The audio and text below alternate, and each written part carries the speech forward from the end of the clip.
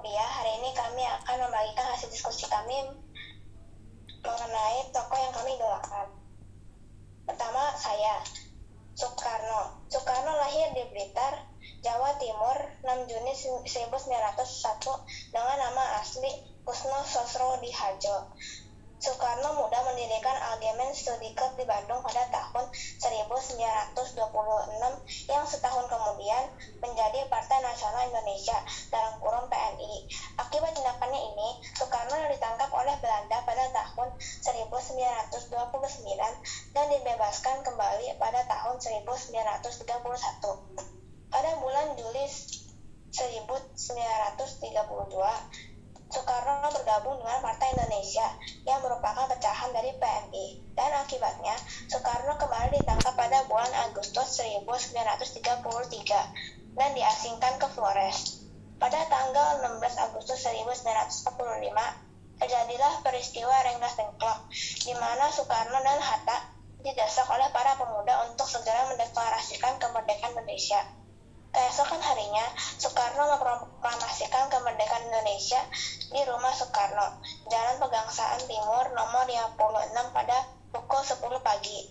Hal yang membuat saya kagum adalah meski sakit-sakitan, Soekarno tidak pernah menyerah dalam berjuang untuk kemerdekaan bangsa Indonesia dan selalu mengutamakan kepentingan negara di atas kepentingannya sendiri. Terima kasih.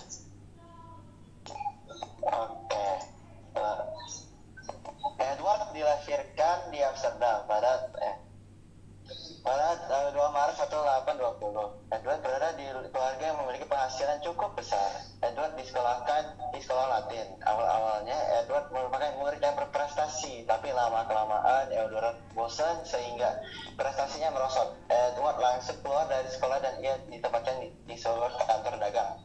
Ayahnya niat membawa Edward ke Hindia Belanda dan ia ditempatkan sebagai pembantu di sebuah kantor kecil perusahaan tekstil. Di sanalah dirinya merasa bagaimana menjadi orang miskin dan berada di kalangan bawah masyarakat. Pekerjaan dilakukan selama 4 tahun yang dia tidak lupakan. Selama cuti di Belanda, Edward ternyata tidak dapat mengatur keuangan dengan baik. Utang menumpuk di sana di sini, bahkan ia sering mengalami kekalahan di meja judi. Meskipun telah mengajukan perpanjangan cuti di Belanda, ia dan istrinya akan kembali ke Batavia pada tanggal 10 September 1855. Tidak lama kemudian, Edward diangkat menjadi asisten presiden Lebak di sebelah selatan Kepresidenan Banten yang bertempat di Rangkas Bitung pada Januari 1856. Edward melaksanakan tugasnya dengan cukup baik dan bertanggung jawab. Namun ternyata ia menjumpai keadaan di Lebak yang sesungguhnya sangat buruk, bahkan lebih buruk dibanding berita-berita yang dia dapatkan. Cita-cita Edward adalah sebagai pengarang. Ketika kembali dari Hindia Belanda pada bulan September 1859, Edward mengurung diri sendiri di sebuah kamar hotel di Brussels dan menulis buku yang dinamai Max Havelaar yang kemudian menjadi terkenal. Buku Max Havelaar diterbitkan pada tahun 1860 dalam versi diedit tanpa sang pengetahuannya. Dan ketika menerbitkan Max Havelaar, dia menggunakan nama Multatuli, yang berarti aku sudah menderita cukup banyak. Dengan buku ini, kaum Belanda pun sadar atas kekejian dan kekejaman mereka pada Hindia Belanda. Saya kagum kepada Multatuli atau Edward de Westdekker karena jasanya sungguh pengaruh baik bagi kaum Indonesia dan buku yang dia diterbitkan. Terima kasih. Halo, nama saya Dana Abdar dan tokoh yang saya idolakan adalah Raden Mas Suwardi Soryaningrat atau bisa disebut juga Ki Hajar Dewantara. Ia lahir di Yogyakarta pada tanggal 2 Mei 1889. Ia menamatkan sekolah dasar di ILS dan melanjutkan pendidikannya ke Sofia, tapi tidak sampai tamat karena sakit. Kemudian ia bekerja sebagai penulis dan wartawan di beberapa surat kabar. Pada masanya, ia tergolong penulis yang handal, tulisannya komunikatif dan tajam, sedangkan semangat anti kolonial. Karena pengaruh Ernest de Westdekker, Suwardi Soryaningrat, de Westdekker, dan Dr. Cipto Mangunkusumo mendirikan Indisch Partij. Mereka bertiga dijuluki sebagai tiga serangkai. Pada tanggal 13 Juli 1913, tiga serangkai ditangkap dan diasingkan ke Belanda karena sebuah surat kabar yang bernama The Express yang ditulis Suwardi Soryaningrat yang berjudul Als ik in Nederland was, atau bisa disebut juga seandainya aku seorang Belanda. Pada masa pengasingannya, ia aktif dalam organisasi para pelajar Indonesia yang bernama Indisch Vereniging. Soehardi kembali ke Indonesia pada bulan September 1919. Kemudian ia mendirikan Perguruan Nasional Taman Siswa pada tanggal 3 Juli 1922. Pada umur yang ke-40, ia mengganti namanya menjadi Ki Hajar Dewantara. Ia membuat semboyan yang berbunyi Ing Ngarsa Sung Tulada Ing Matya Mangun Karsa Tutpuri Handayani, yang berarti di depan memberi contoh, di tengah memberi semangat, di belakang memberi dorongan. Ia meninggal pada 26 April 1959 di Yogyakarta. Hal yang membuat saya kagum dari Ki Hajar Dewantara adalah ia tidak pernah patah semangat dan hidup dalam kesederhanaan. Terima kasih. Silakan selanjutnya Gerald. Halo, nama saya Gerald Nardo. Tokoh yang saya kagumi adalah Cuk Nyadin. Cuk Nyadin lahir pada tahun 1848 di Lampadang, Kesultanan Aceh. Dia memperoleh pendidikan pada bidang agama dan rumah tangga pada usia 12 tahun. Ia dinikahkan oleh orang tuanya pada tahun 1862 dengan Teuku Cek Ibrahim Lamga.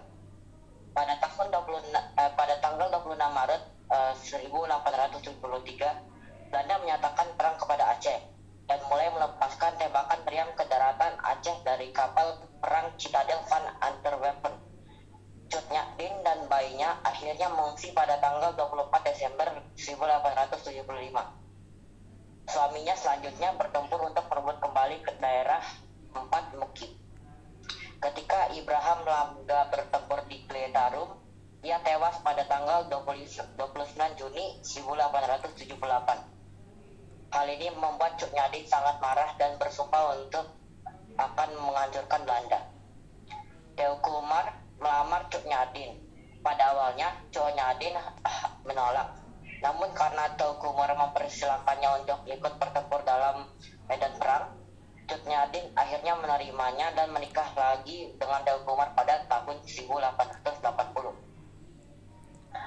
Teuku Umar merahasiakan rencana untuk menipu Belanda. Meskipun ia dituduh sebagai pengkhianat oleh orang Aceh, setelah dia pun mengkhianati Belanda, menyebabkan Belanda marah dan melancarkan operasi untuk menangkap Cuk Nyadin dan Teuku Umar. Akhirnya, Teuku Umar gugur ditembak peluru. Cuk Nyadin lalu memimpin perlawanan melawan Belanda di daerah pedalaman Meliabo bersama pasukan kecilnya. Belanda menyerang markas Cuk Nyadin di Biotong Lesagio. Mereka terkejut dan bertempur mati-matian. Dien berusaha mengambil rencong dan mencoba untuk melawan musuh. Namun aksi Dien berhasil dihentikan oleh Belanda. Cuk Nyadin ditangkap, sementara Cuk Gambang berhasil melarikan diri ke hutan dan meneruskan perlawanan yang sudah dilakukan oleh ayah dan ibunya. Setelah ditangkap, Cuk Nyadin dibawa ke Banda Aceh dan dirawat di situ.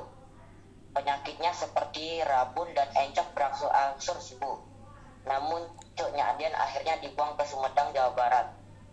Pada tanggal 6 November 1908, Cuk Nyadin meninggal karena usianya yang sudah tua. Saya kagum kepada Cuk Nyadin karena meskipun dia hanya wanita dan semua yang dia punya diambil oleh Belanda, dia tetap ikut berperang sampai akhir hayatnya. Berikutnya, Jen. Oke, jadi saya hari ini ingin menjelaskan sedikit tentang Muhammad Hatta. Nama asli Muhammad Hatta yaitu Muhammad Attar. Lahir pada 12 Agustus Fort de Hoek, Hindia Belanda. Wafat di Jakarta 14 Maret 1980 pada umur 77 tahun. Ia dikenal sebagai negarawan dan ekonom Indonesia yang menjabat sebagai Wakil Presiden Indonesia pertama. Dengan komitmennya pada demokrasi, ia mengeluarkan Maklumat X yang menjadi tonggak awal demokrasi Indonesia di bidang ekonomi.